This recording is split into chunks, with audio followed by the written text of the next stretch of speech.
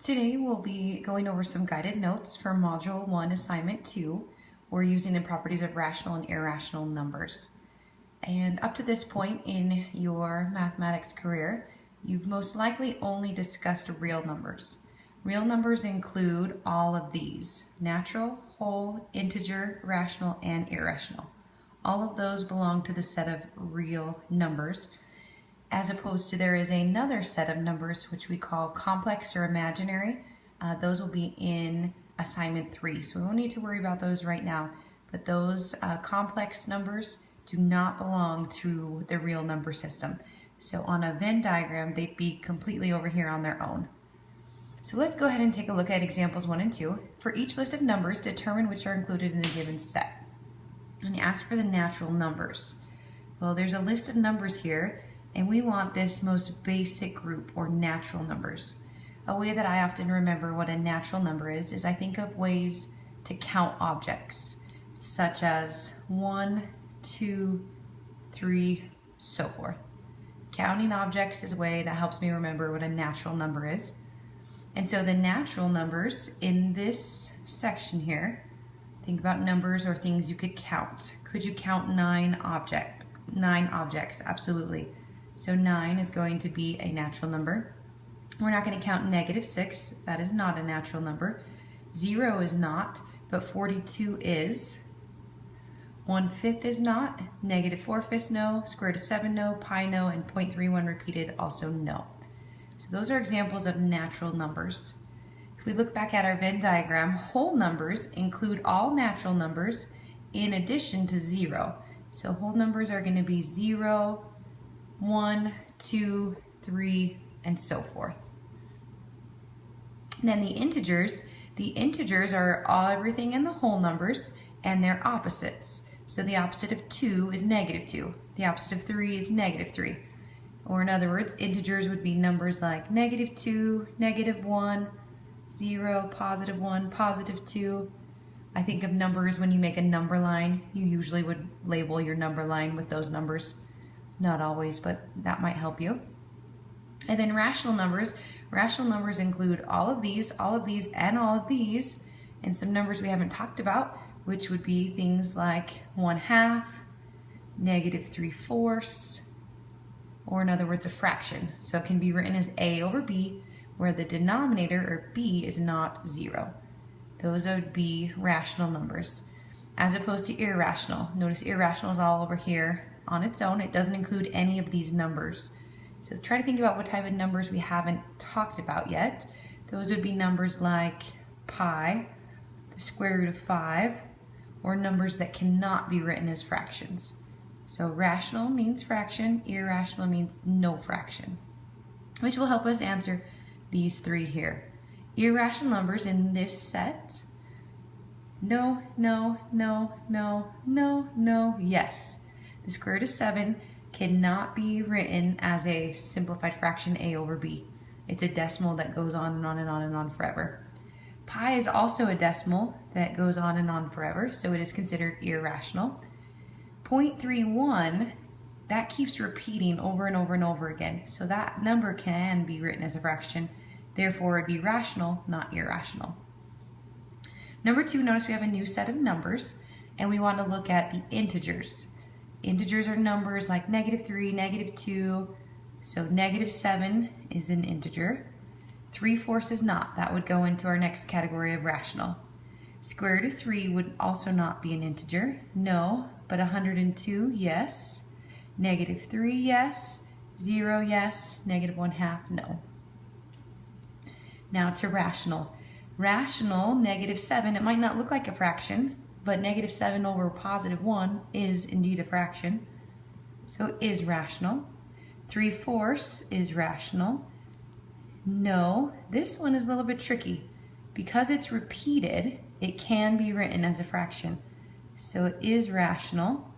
102 is, -3 is, 0 is, and -1/2. So almost all of them on the rational numbers. We move on to this next part. We have a vocabulary word. A set is said to be closed. A set is said to be closed under an operation, operation meaning add, subtract, multiply, divide, when you can perform the operation on any of the numbers in the set and the result is a number that's also in that set.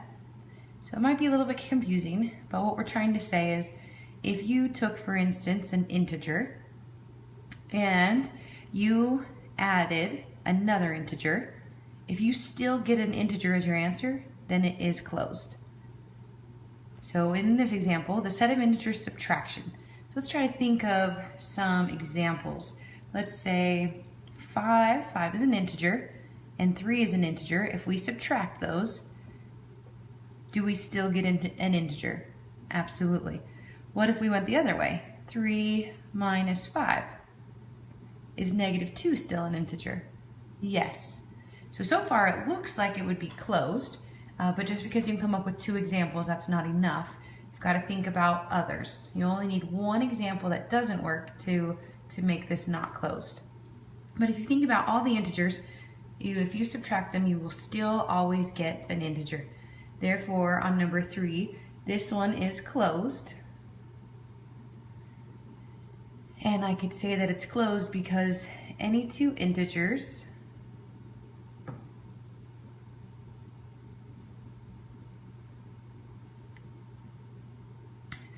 sorry for the writing upwards there. Any 2 integers that you subtract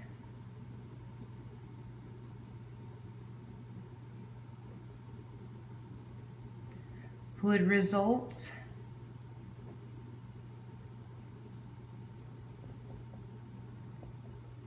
in an integer.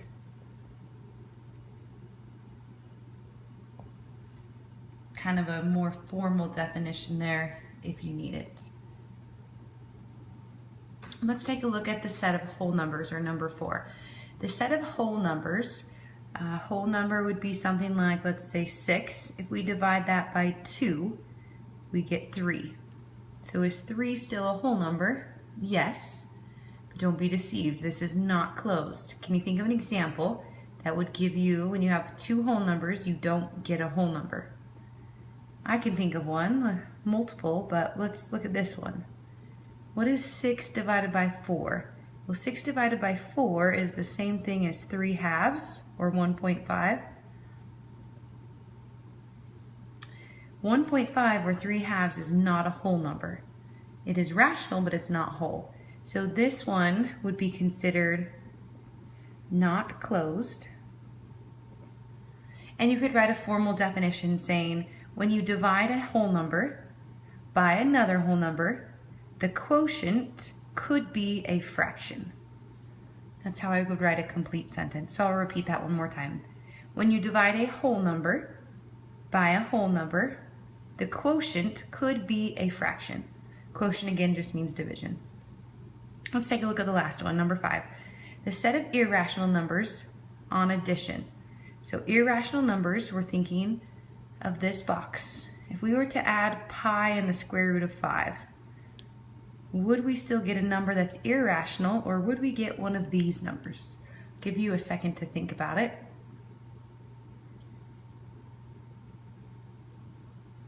Hopefully you decided it is closed.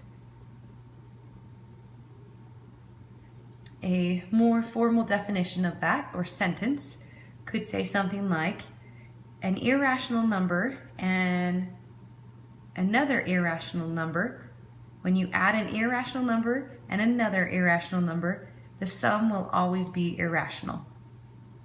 So again, one more time, something like, when you add an irrational number and another irrational number, the sum is always irrational.